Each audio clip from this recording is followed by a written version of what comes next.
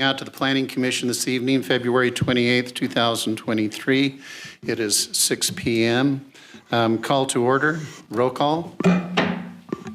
Chairman Cox. Here. Vice Chairman Ferris. Here. Commissioner Hayman. Here. Commissioner Mondragon. Here. Commissioner Richter. Here. 5 present. We have a quorum. Would you stand for the Pledge of Allegiance? John, would you mind leading us, please?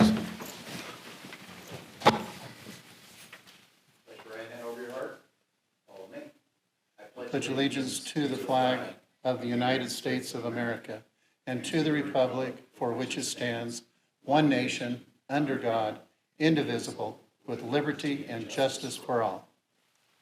Thank you. Please be seated.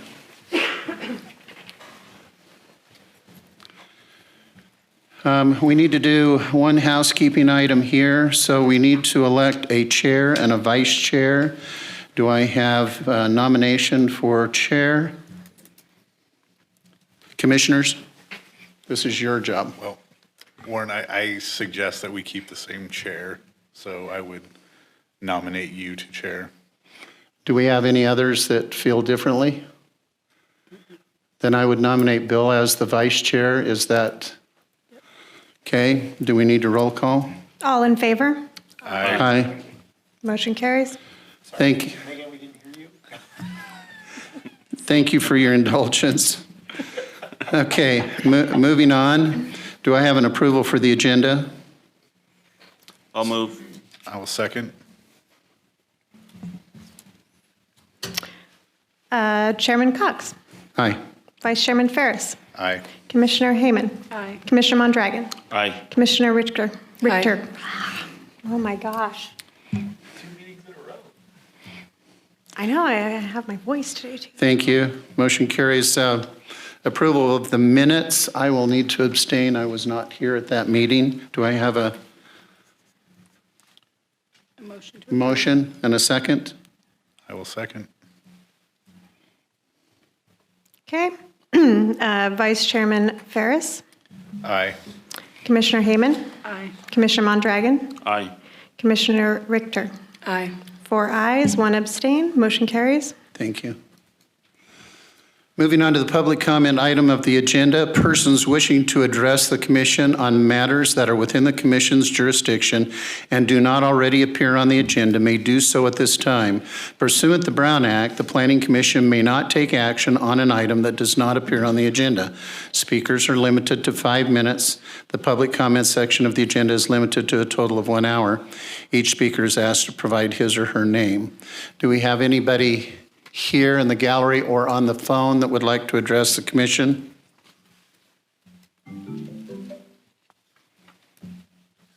Seeing none, we will move on. I would like to open this public hearing at 6:03.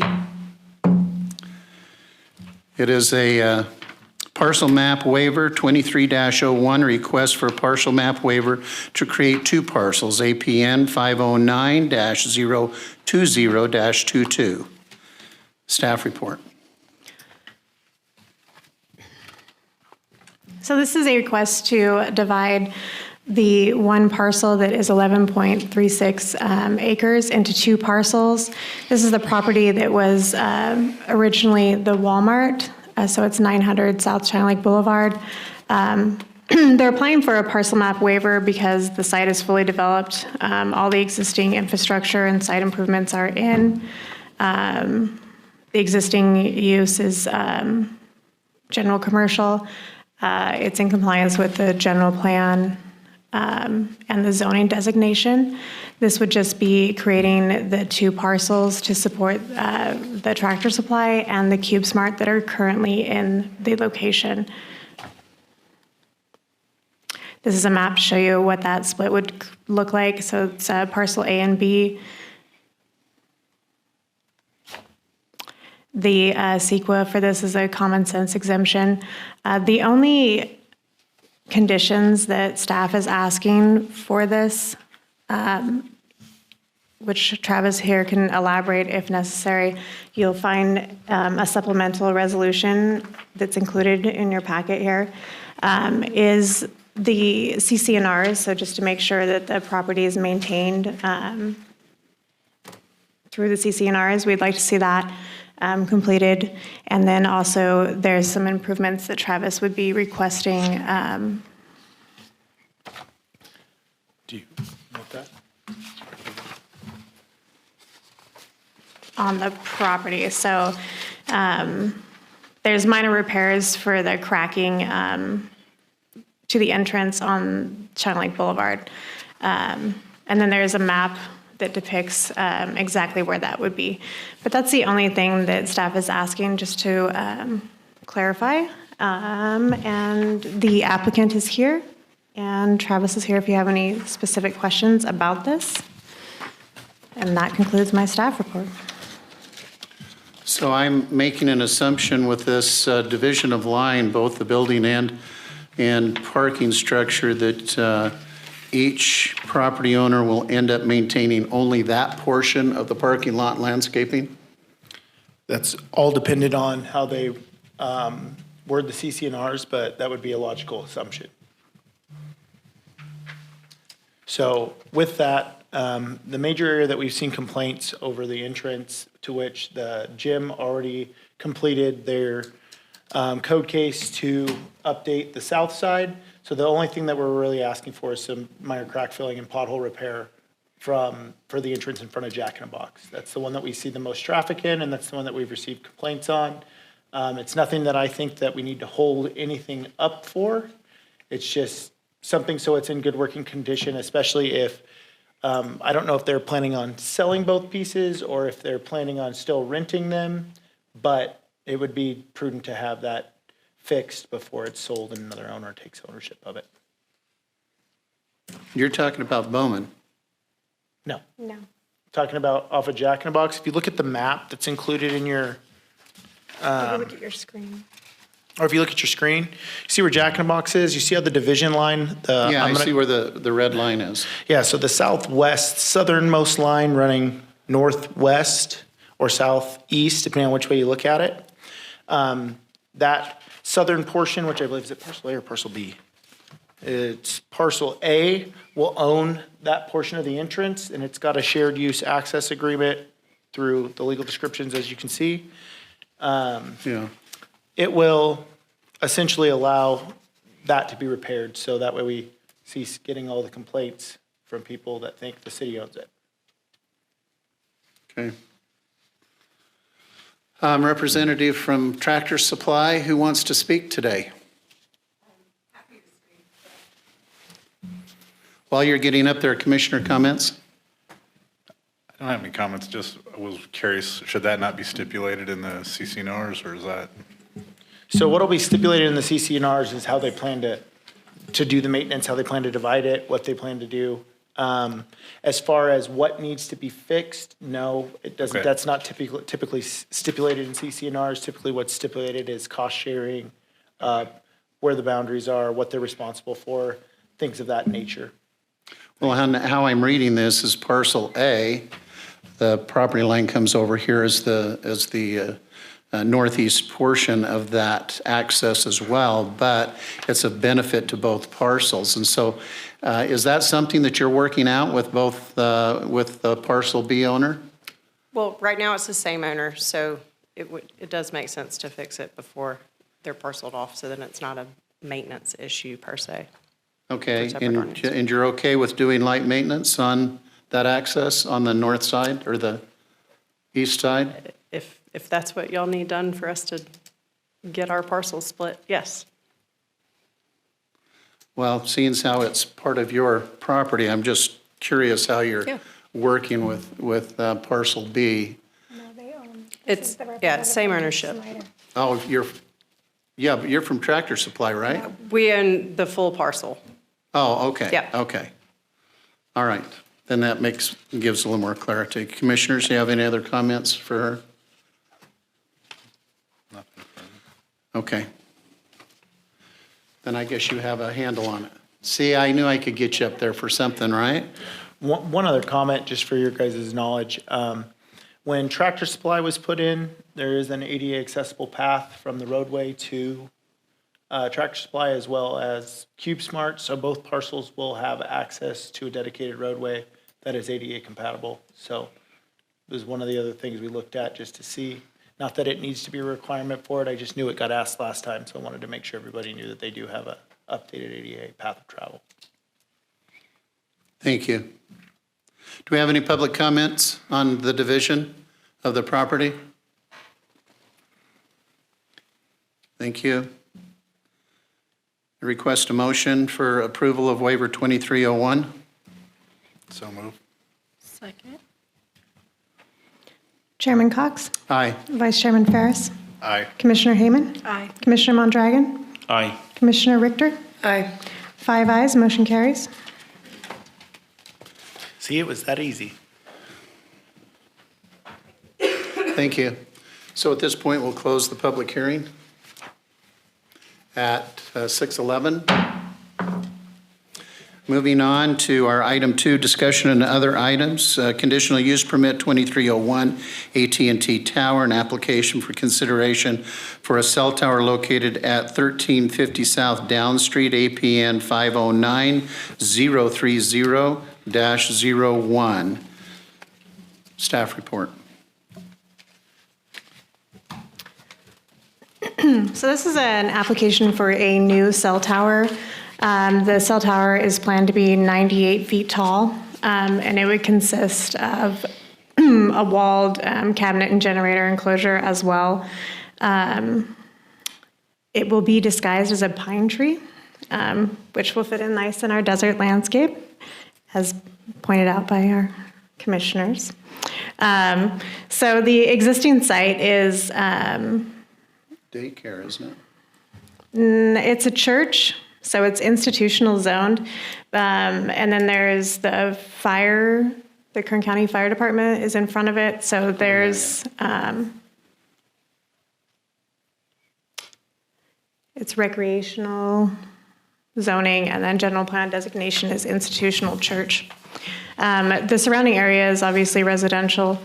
And then the rest of the existing vacant land is zoned for institutional use or recreational public use as well.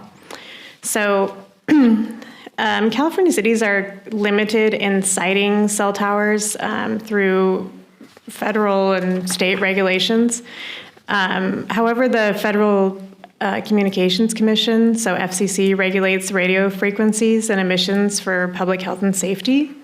And the city does require that anybody doing any kind of radio frequencies get Navy approval to make sure that they don't interfere with the Navy frequencies, and that is part of your packet here. You'll see the approval letter or the agreement that they won't transmit on a certain frequency that interferes with the Navy's operations.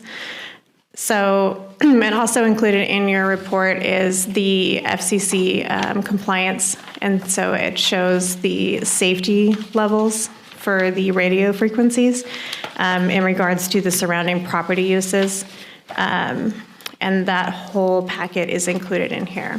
So this was sent out as a public hearing, and it was sent out to everyone within 300 feet of this site. So I did not receive any comments prior to tonight's meeting, either by mail, email, nothing, regarding anybody having any comments on this. I don't know that there's anybody here tonight, so I'll let Commission get to that.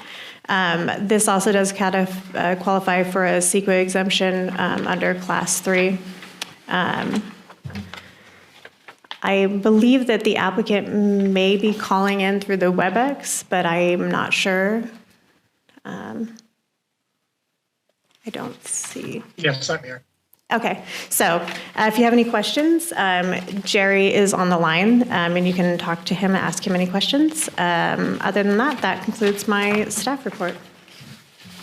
Thank you. Commissioner comments? I do have a question for Jerry. Yes, hello.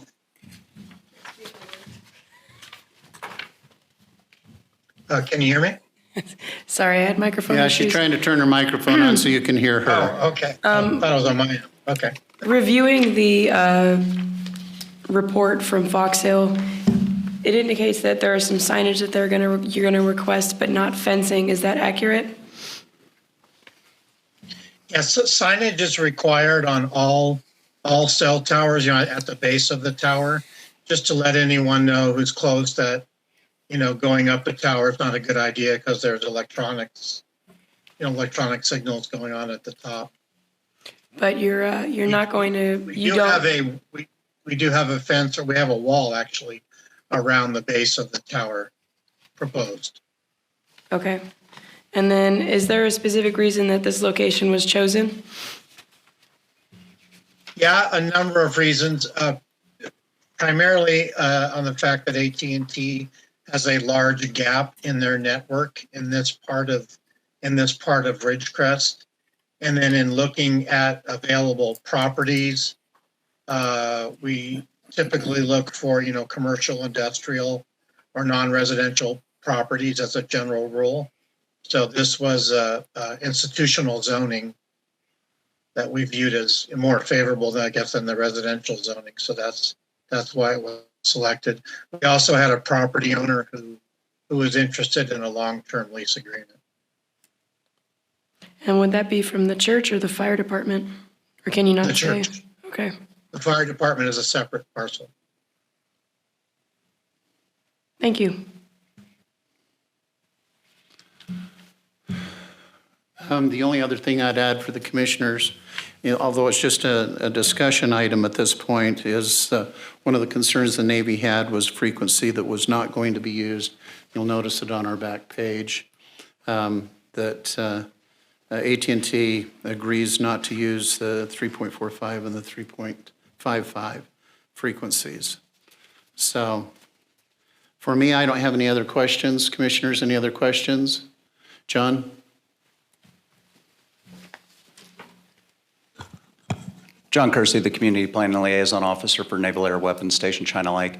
The 3.45 to 3.55 gigahertz per the FCC sales agreement does require that the carrier have a OSD-approved agreement to access that frequency within the China Lake area. That agreement does not exist at this time. That's why we have that request that Exclusion. those antennas are not installed.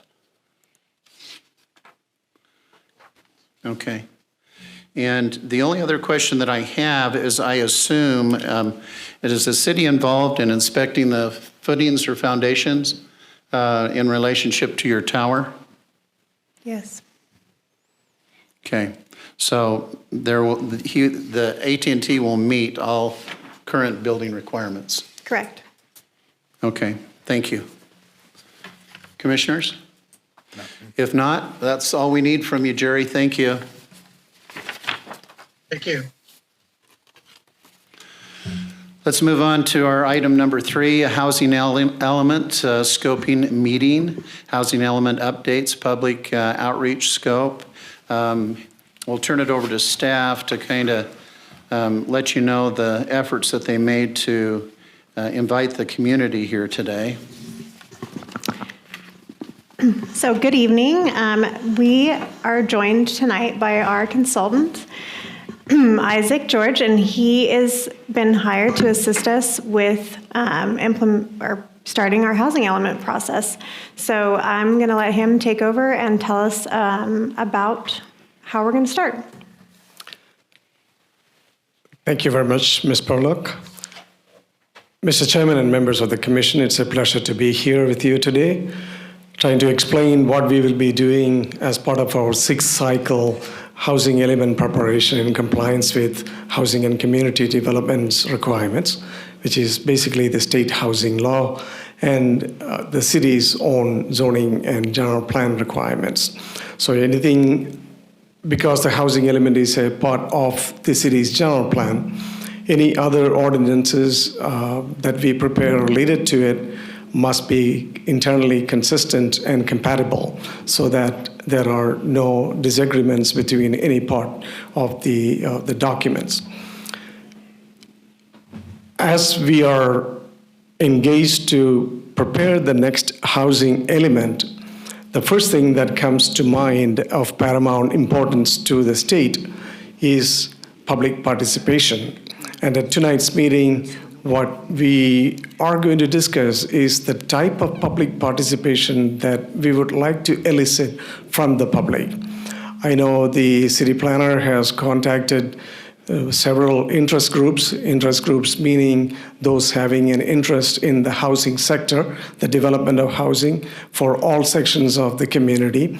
They have been contacted, and we hope there are some interested people in the audience who might speak today about what their desire would be on the type of meetings that they would like to conduct. As staff has mentioned in the staff report, typically, cities conduct large workshops if you have a very large crowd. Let's say a crowd of 25, 30, 40 people come in and they want to informally sit and chat about issues that they are faced with. So typically we will ask them, what do you think are the most important housing issues that you face in the community? They might say, well, there is not enough housing for certain income groups. There is not enough housing for any group. There may be issues of non-availability or ease of access to resources in City Hall. Typically, the state would call those as housing discrimination issues, age-related issues, or race-related issues.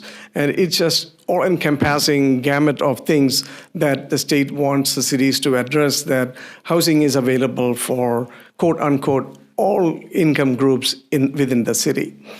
So when we talk about meetings, the state emphasizes extraordinary outreach from the city side to make sure that no stone is unturned, that we contact everyone, give everyone the opportunity so that they can express their views and tell us what they would like to see in the next 8 years of this plan preparation process. So essentially what the housing element does is that it reviews the previous housing element. The critical component in the housing element is what is called the Regional Housing Needs Assessment. Basically, the Council of Governments, in our case, the current Council of Governments, has prepared a document called the RENA allocation for all cities and the county, including the county. And we have an obligation to prepare or facilitate to develop. I use the language facilitate because we have no obligation to build on our own. But however, we have to facilitate, meaning the general plan has to allow find places where it is suitably located. The zoning has to be able to allow the type of housing that we want to do. And any kind of ancillary, corollary zoning ordinances and subdivision ordinance to facilitate all of these is what called facilitation. Say, for example, if the city doesn't have any money to build houses, we are compliant. However, the plan has to show that our plan will meet the requirements of the Regional Housing Needs Assessment allocation that was issued to you. So this year we have approximately 1,500 housing units that needs to be built in the 8 years. And when we analyze the last 8-year cycles housing construction, we don't know the exact numbers as to how many we have built so far, but we will include that and add that to the future obligations. So what you have not built in the last 8 cycle becomes an obligation for the future. And so we add that into the next 8-year cycle. So the primary discussion point that we are going to have today with the Commission is the type of public outreach that you would like to see. Would you prefer to have a special workshop and we will advertise it again, just like we have done now, and it will not be necessarily at the Planning Commission venue. It will be a separate workshop that we will call and invite people to come and express their views. The other alternative is that if we don't see so many people having issues, we might say, we can have a workshop conducted at the next Planning Commission meeting, which will be the formal #1 Planning Commission meeting addressing housing issues with the community. We will again advertise it in the newspapers and email it to interest groups that are interested in housing, whether they want to attend or not. We will definitely contact them. And hopefully at that time, they will come and present their views as I speak today. If I were to be a citizen and say that there is not enough housing for medium income groups, that's a valid concern. If there is not enough housing for lower income groups, which we call quote unquote affordable housing for people who can, like a first time home buyer, can only probably buy an affordable housing. That can be stated so, and that we will inform the Housing and Community Development Department that so many people participated, so many groups participated, and their issues were aired, and these are the critical points that they have raised A through Z. And so the state will know, yes, the community came and expressed their opinion, and this becomes a participative process. The plan-making process is including the citizenry in the making process so that they are not excluded. And that is the primary purpose behind the public reach out portion of the housing element analysis. So without really going through a lot, I would like to go through the next slides just to say what housing elements may include, which I may have missed in speaking. Please have the next slide, please. The purpose of the meeting, as we have said, is to discuss outreach. And the next slide, please. To see what the city's vision is in providing housing for all income groups. As I've stated, these are updated every 8 years. Next slide, please. The city prepares a housing element in compliance with state laws, as I have stated. The city facilitates the production of housing for all income groups. Facilitates, that's a key word in it. Next slide, please. The revisions will include a review and revision of the existing housing element. It will incorporate new programs into the existing format. Whatever format that we have already prepared, it is vetted, approved previously by HCD, and it has been certified. So we will follow the same format without reinventing the wheel. As an essential component of the analysis would be what is called a site inventory. That site inventory would be parcel by parcel availability of an inventory that would allow certain types of housing, whether it is single family or multifamily housing, and the corresponding zoning where it would be allowed. So this particular chart would show the APN numbers, the zoning, the types of uses allowed, and the general location of where that is supported by some mapping application. And the site inventory would also include the affordability levels, which is a new requirement that has come out. In other words, simply speaking, if the state says out of your 1,500 housing requirement, you got to provide 500 affordable housing. And where do you plan to provide that? And there are other ancillary requirements related to removing what are called governmental constraints in implementing the housing element. At the end of the housing element, after all the analysis is done, the inventory is done, we create what is called an action plan.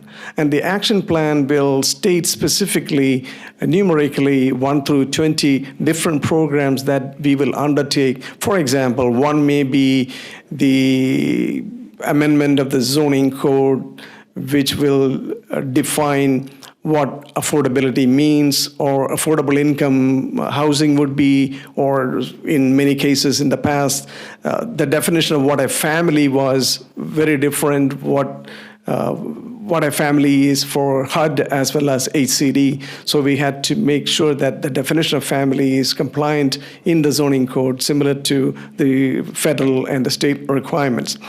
So that action plan will be a series of these enunciations saying we will do this within 3 years, we will do this in 6 months, we will do this within 8 years, depending on staff constraints and budget constraints, and majority of the cities pull that through. A lot of times what cities do is they create this nice document and put it on the shelf and just forget about it, hoping that developers will come and build.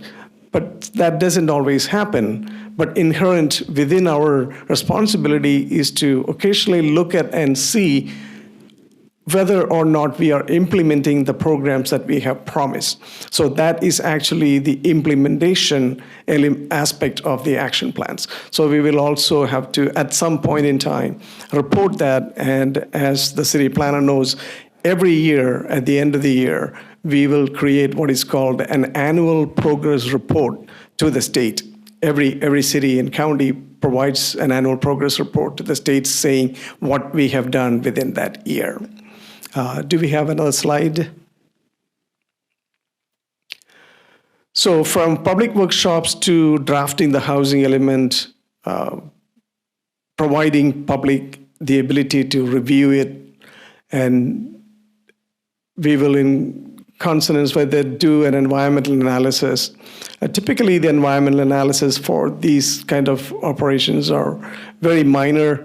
You can either do a categorical exemption or you can do, in some cases, a simple negative declaration with mitigation measures. Because these are mostly policy-oriented issues and not actual construction of a project resulting from these plans that we make, you could easily create a lower level of environmental determination for these projects. The fact is that when a real housing project comes, we will fully evaluate that later, which might take a NECDEC or an EIR, depending on the magnitude of the project, the size of the project, the scope of the project. And the Planning Commission is the critical agency in any city or county, the first level of agency that will approve a document. If there is no planning commission, then the city council can do it. But if you have a planning commission, any decision that matters that dwells on land use, first must be approved by the planning commission, and then a recommendation forwarded to city council for their consideration. So the housing document that we prepare would ultimately be adopted by the city council. Do we have another slide?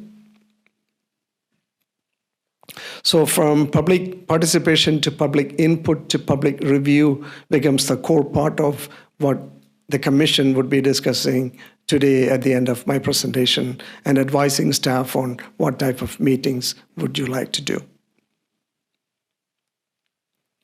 So I believe that concludes my presentation. If you have any questions, staff would be glad to answer that, or I'll be glad to answer that. I have a couple. Commissioners? Commissioners, do you have any questions? I always like to get you first, but. All right, so a couple of things. When you were talking, you talked about if there are conflicts in the general plan, that you'll identify them and bring them forward as part of your housing element. Is that correct? Yes, it is correct. Okay. The other thing is the word affordable. Who's deciding the word affordable, the state or the city? Essentially, the affordability criteria is determined by HUD, the Housing and Urban Development federal agency, and then the states follow those definitions. Typically, affordability is determined at certain amounts of your mean income levels, say 30% of your state income. If that is one category. Or if you're 60%, that is another category. So then when we build houses based on building valuation, there is a little software, it's not a software, it's a spreadsheet that HCD has prepared where you can plug in the numbers and say the building valuation is 240,000 and this is what it is, and then you will get an answer, okay, this house that you prepared is a moderate house or a low-income house or an extremely low-income house. So that formula comes from the state, so we don't determine that. And that formula is also used by Kern Council of Governments in most cases when they do their RENA assessment. Is that adjustable for geographical area? I mean, 1,000 square foot in LA is over $1 million. It's not that here. Yes, every county has a separate number. So a statistical It's done by the League of Cities. is by the League of Cities. Okay, And not the League of Cities, the Council of Governments.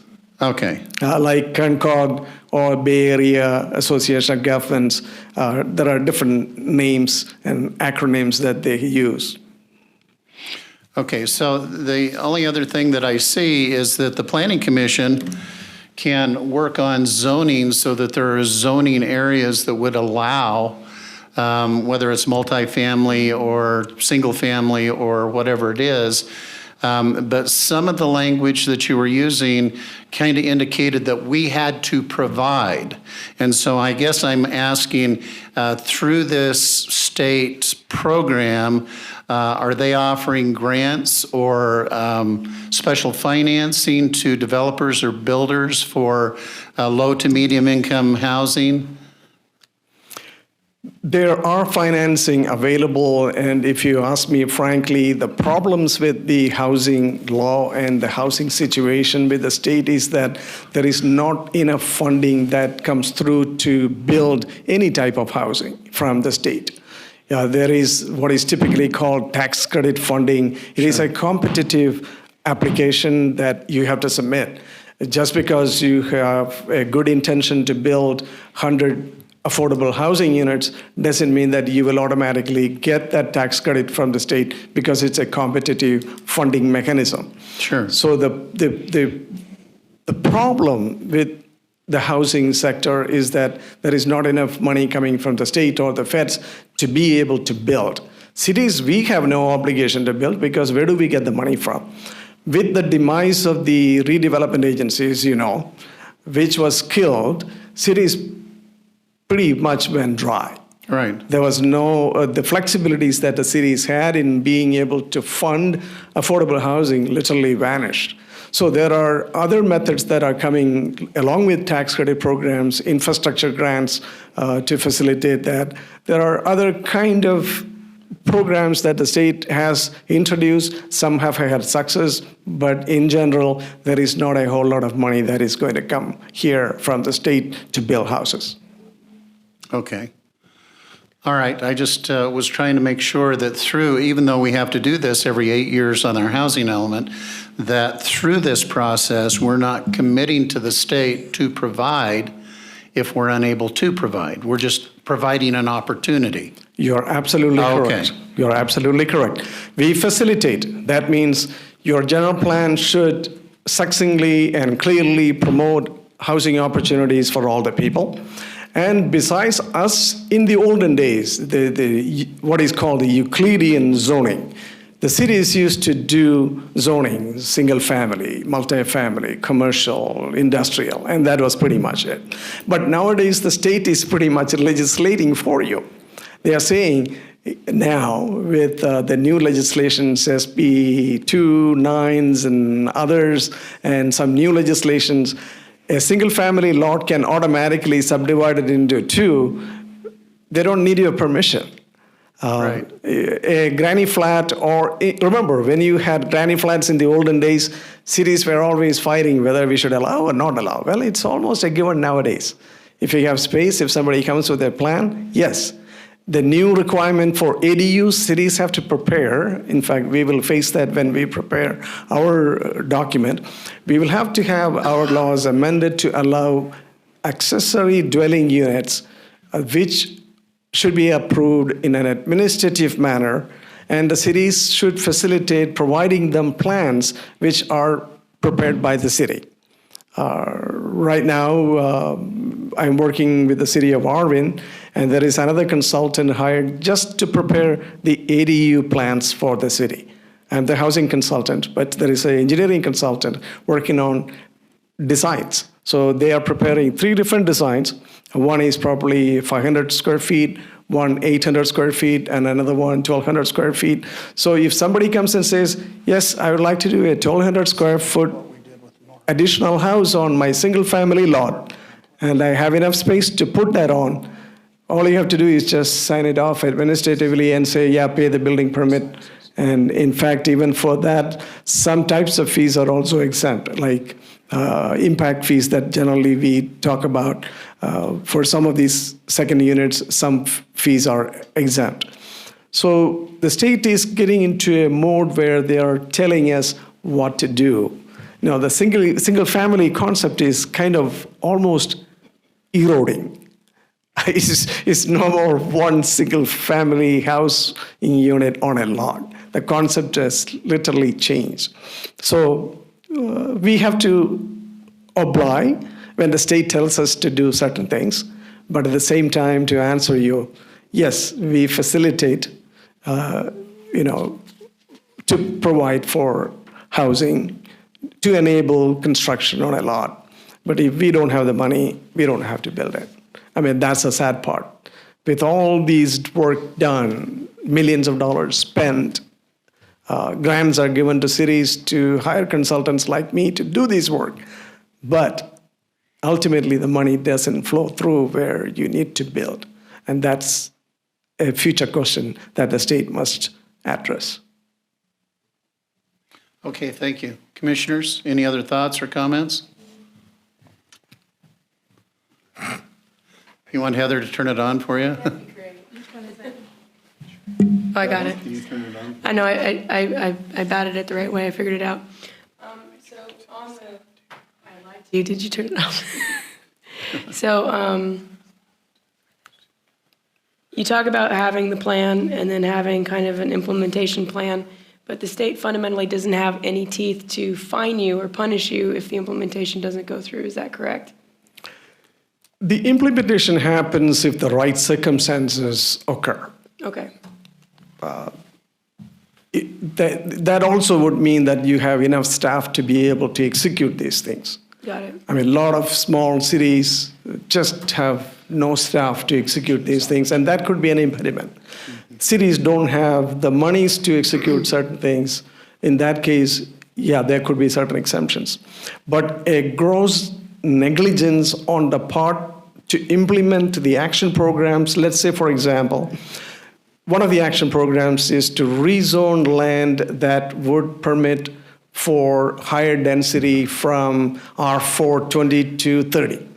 And that's one of our action programs. We are promising that with that move from 20 to 30, we will be able to put 500 more housing units that we need to build. So they will say, fine, your program is good. But if you don't follow up with the zone change, then there is a program. In that case, they could stop you from issuing building permits. So the state does have some sticks to whack you, but that's only when there is gross negligence. Not when you don't have money, not when you don't have resources. If an act of God happens, well, nothing happens. But generally speaking, we are supposed to be compliant with what we are promising. But we don't have to come up with the money to do it ourselves because we just don't have the money. Got it. Thank you. Megan, one of the other things that the state does that helps control some of these things is the state is the facilitator of a lot of grants in which cities apply for these days. And if you don't have certain things in hand or certain reports done and implemented certain steps onto them, you are not eligible to apply for those grants. So the AHSC grant that was part of the community that went in is typically really in part to Heather's diligence to figuring out that, hey, we need to do this so that way we're eligible for these pots of money. So that's the other way that they kind of, I don't want to say handcuff, but in a way do handcuff what we're doing. Yes, it's an absolutely great point. Thank you. But also our obligation is to facilitate or to provide opportunity. As he talked about looking at zoning or places to zone or change the zone to make those opportunities available. And so that's where our job would come in. All right, thank you, sir. Sure. Can, It's a pleasure. I have just, this is just an off the cusp, out in left field question. So with a lot of the new regulations, like with SB 9 and ADUs and all that stuff, we've run into some issues with on-street and off-street parking, fire services to the building, things like that. Do you know of anything or any other cities that you've seen that have handled that particularly well that we could look at for some models? I know we've talked about putting together a how-to list. So when somebody does a duplex in an R1 zone with 2 ADUs, which is allowable under SB 9, Yes. how we would handle fire risers, fire suppression, firewalls, things like that. Especially when you prepare, if cities are preparing the ADU plans 1, 2, and 3, 500,000, 1,500, the examples that I gave you, along with that plan, it is also assumed that it is fire compliant. It is compliant with some of the other requirements. On parking specifically, there are some stipulations as to what you can and what you cannot require, that from the state. I'll be glad to look up that and give you that information. But along with the plans that we pre-approve for administrative approval of these ADUs, it is assumed that they are all compliant for those requirements. In fact, one of the architects who was preparing these plans said, I will not put my signature on it, but the plans that we prepare are compliant with the ICC codes as well as other architectural and engineering codes. And that we will say, but we won't put our stamp on it because the public may take these plans, change things, misutilize it, and then there will be liability issues. To make it short, I will definitely work with you to help you with what other cities are doing on those. Awesome, thank you. Yeah, one of the big things that we've found is what we read in the code versus what a developer reads in the code and versus what the fire department reads in the code can be 3 completely different ends of the spectrum, specifically when it relates to how you view R4. Is that 4 dwellings? Does that now require a 13D fire system or is it a 13R fire system? Things like that for standards. That's kind of the stuff I was hinting at. And as far as parking for us, we've kind of gone to a 0 curb face for the full frontage of their property to allow for parking in the front yard so we don't overcrowd streets. Okay. But that's kind of just to give you an idea of an example of any place The that you issues that you thought have. it had been handled well. I would love to see it, to see if there's something that we haven't thought of that we could add Sure. to obviously plans that we're going to be preparing here shortly, it sounds like. Yeah, I will look at a couple of the ADU plans that people have done and then see what others are doing. One good example to look at is City of San Diego's ADU plans. But I'll be glad to provide you that. No problem. Absolutely. Sure. Thank you, sir. Appreciate it. Sure, my pleasure. Thank you. Thank you, sir. Moving on, commissioners' comments or committee reports? No committees? Well, Economic Development met, and we discussed the Economic Outlook Conference, and we discussed the Night on Balsam that the RACVB and the city co-sponsored, and I'm hearing really good information. It was a really good turnout, so more on those. Good.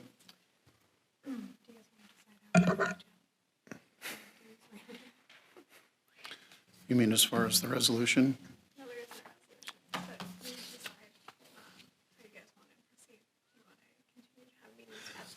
Yeah, let me circle back to our housing element. You know, we have an opportunity to either have a workshop as part of the Planning Commission or a separate workshop. I would personally like to make the workshop part of the Planning Commission. Because if he brings recommendations of changes in the general plan, which is going to have to be discussed, And before we can make a recommendation up to the city, we're going to have input from community if they so desire. I'm thinking that maybe we ought to try and make a purposeful invitation, for them to come if they will. And that way we can address the issues that might be faced and make a recommendation up to city council for this. And so, commissioners, what's your thought? I would love to have a workshop with people included with us, like a planning commission meeting. I think that's what you're saying, right? Right. I think that's a good As idea. part of our planning commission. Yeah, I think that's a highly effective use of everybody's time. As versus a separate meeting. Yeah, I would rather just do it here because we can kind of kill two birds with one stone. Yes. Agreed. So I think that's the direction we'd like to do, is let's do a workshop and do the public outreach. Huh? So that's where the commission would like to go. Do we have any other public comment that would like to make a suggestion?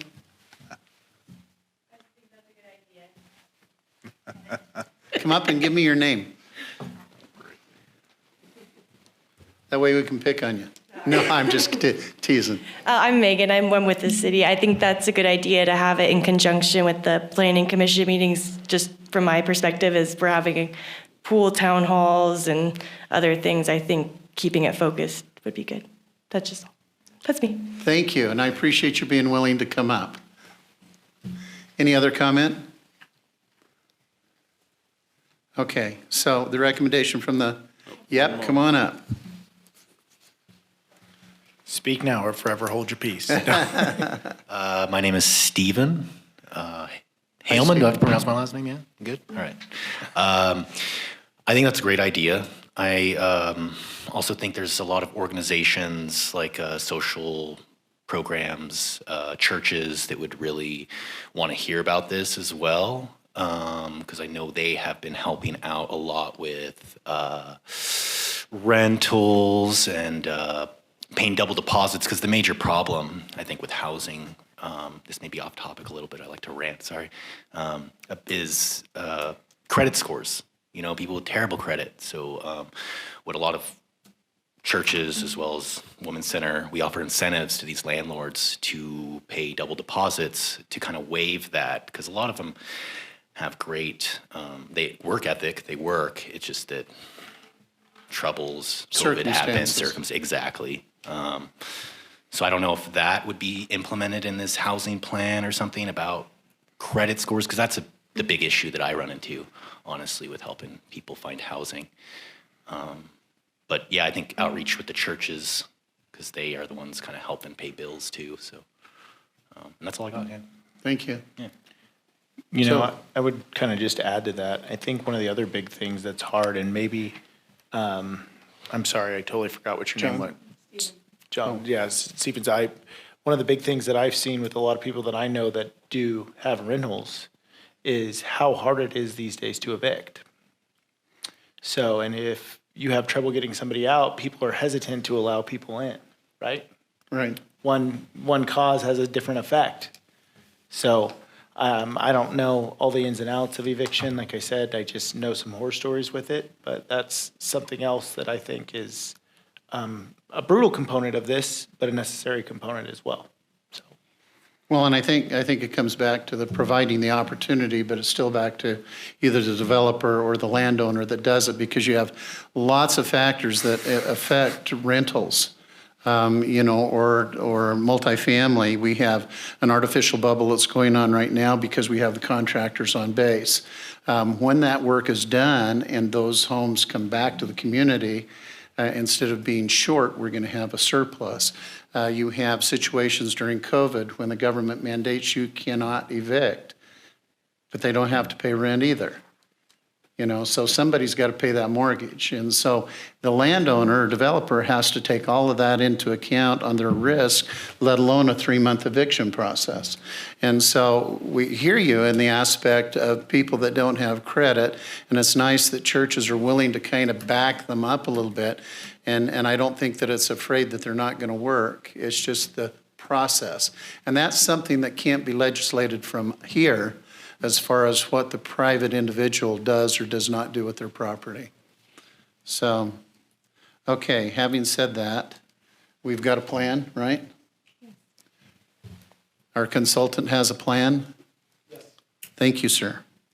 Okay, any other committee reports? Quality of life, we just been going over the grants and where we're at. And then this Tuesday for quality of life, we have a full town hall meeting. So, Okay, any others? No. Infrastructure, we went over some areas where we might be considering four-way stops or stop lights. We also talked about the upgrade of the stoplight system, right, Travis? Yes, sir. And so a lot of our discussion was in what we could or could not do to improve safety from the information that was provided by our law enforcement, where we're seeing more accidents and how we can mitigate those problems going forward, lanes of travel, arteries of travel. And so that's kind of where we spend our time. Anything else, Bernie? I have one thing to add just for kind of an update. So back when Mr. Culp and previous staff brought the HSIP projects to Planning Commission for aid on how to proceed in applying for grants, we talked about adaptive signals, to which we now got a grant for updating controllers, updating the infrastructure that's within the signal boxes. I just wanted to kind of give a little update to Planning Commission that we actually had an event that happened that caused one of our signal boxes to be damaged on California this weekend. It was rendered unrepairable. So some of the electronics, the majority of the electronics inside of it are going to get updated right now to the newer stuff. And we've also been reaching out to two firms, one that has the advanced detection systems that's camera-based, and another one that has the advanced detection that's radar-based. And we're trying to get demos that we can utilize on that signal, since that's a signal that's readily used by PD, that we can get feedback almost instantaneously on, so we can better identify what route to go to replace our advanced detection so we can make all of our signals work better. So an unfortunate event led to a circumstance that I think is going to aid the city with how we update all our signal infrastructure. Thank you for that update. Question for Travis. So are they going to install like the two different systems, the camera and the radar? No, sir. So we'll do a demo with either radar for a month and a half, and then we'll do a demo with the video for the month and a half. We'll make sure we keep PD, keep the public abreast of when things were, and see if we get any comments with how the signal functions, because obviously the two signals we get the most complaints on are at Raider and California. So, and with buildings and things like that, you've got some unique features there that I think make it a great location for testing these, especially with another signal so close in the proximity. It kind of gives you a way of seeing all the problems. We see a lot of foot traffic there, so checking for ghost calls, things like that. It'll give us a good basis to build on, so that way we don't invest in, if we get the grant for the next round of HSIPs, it'll fund 50% of our infrastructure, but we don't invest $500,000 in signal infrastructure that everybody hates. So. Right. Follow up, so the month you use radar versus the optic system, are you going to have what are you going to use as your kind of qualifier of quality for that?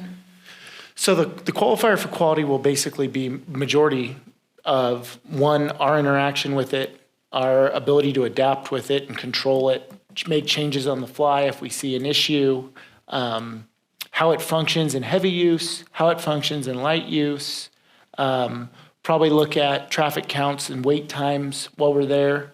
It'll be a good kind of, they've got some really good software for doing all that automated, but I think it'll be a good thing for some of my younger staff to get out, actually do some of these traffic counts, do things like that, so that way they can learn about how traffic studies are done, to where hopefully in the event that we need to do a traffic study in the future, we could facilitate some of that in-house. So we're going to basically public input, adaptability, different use rates, and things of that nature. Thank you.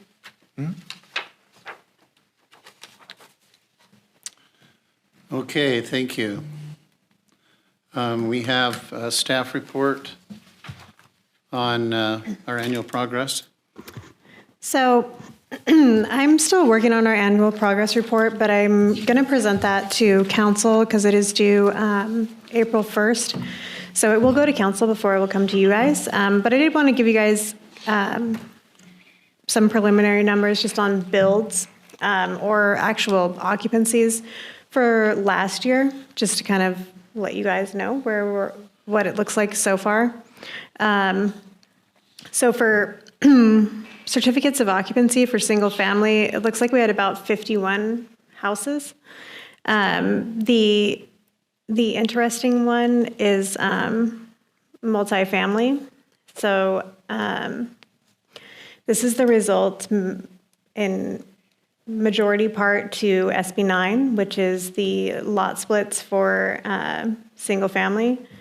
So also when I say that, this is all infill. So a lot of these are in areas, well, they're all in areas that you have vacant lots in R1. So there are 34 duplexes going in single-family residential areas. So those permits were pulled last year. I actually had complaints about that. Yeah, people are complaining. But that's state law, and it's a dirt lot. We're not demolishing houses and building duplexes. They're vacant lots. And some of those even have ADUs. We had 7 permits for ADUs as well. So drastically different from what we've seen in the past. We don't have a whole lot of activity because of the way things have been. As you know, from what we saw last year at Planning Commission, we didn't have a lot at Planning Commission either. So, and then most of our maps, as you know, we don't have a lot of that either because we did the 18-month automatic extensions for anybody that asked on those maps, just to keep our maps alive from the COVID extension. So, but that's just kind of what the building side of things looked like last year.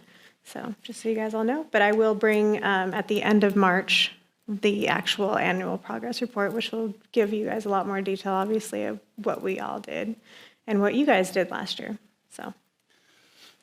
So, Commission, and to our 2 staff members, because I've received a number of complaints about duplexes and R1s. The question I have is why do we not consider as a commission that if we're going to go that direction, that we don't change that to a twin home, not a duplex? It's the same building. The only difference is separate utilities, separate APN numbers, separate tax IDs, but they are attached. We built a lot of these, my son and I, in Utah. State law says they can do it. It's SB 9. I'm not saying whether or not they can do it. I'm saying why can't we alter it to a twin home? Because that requires the fire break between the 2 buildings as a code requirement. And it still meets, the multifamily on it, but it's considered a twin home instead of a duplex. So we're talking about a name, but yet, then the single-family resident can't say, well, it is a single-family resident, but it's built like a duplex. You have to have, if you're talking about more of like design standards, your design standards have to be objective. So we would have to say very specifically by state regulations what everything would have to look like, and you would not have any discretion over that at all. So I would say it would be pretty much impossible. Would you like to see some twin home designs? Well, All I'm saying we can't is force them to. why can't we do something like that? We can't force them to build something different. No, I understand. If they meet the regulations for what the state requires, then we have to approve it. That's our abilities. I would say that I think we're basically arguing over the name of what we want to call them. Right, yeah. So, Well, but that's he's talking true, about a but the difference in cost is that on a duplex, you're not necessarily having to do the firewall, the 5/8 firewall between the two buildings. you absolutely have to now per the Do you? code. Okay. So there is no cost change there, but there is dual utilities. So if you do, it's a dual water meter, a So- dual gas meter, So a the dual way, electric meter. yeah, so the way the SB 9 is worded, it specifically says that you can use the same utility service. That is how it is worded. So we have no regulation. Now, if, like, one of the units we have, they have a residential meter and a fire service meter. So that way, they're individually regulated. But some of them, if somebody wants to put separate utilities in, they can. But what it's geared around is so that way you don't have to pay impact fees through us, and you're not paying capital facility, distribution. You're not paying all the fees to add another meter from each utility, making it, for most people, out of their range of what they want to do. Because, I mean, if you're talking about impact fees for PG&E, SC&E, the water district, and us, you're talking on the ballpark of 120 grand, just to put down, just to say, yes, go ahead and build this. So that's what they're trying to avoid. That makes sense. Okay. Thank you. Anything else from the commission? Yeah. Help. Thanks. So when you said the 51 houses, was that total or just single family? That's single family. Okay, and then there were the 34 duplexes? Yep. Okay. So that would be like 68 units. That seems So we're better. way exceeding what our requirement is, but Cool. so, and then if you take into account the new developments and so on and so forth, you know, we're definitely meeting the requirements that the state needs and then some. So, all right, then it's 7:06. I'll call this meeting to adjourn.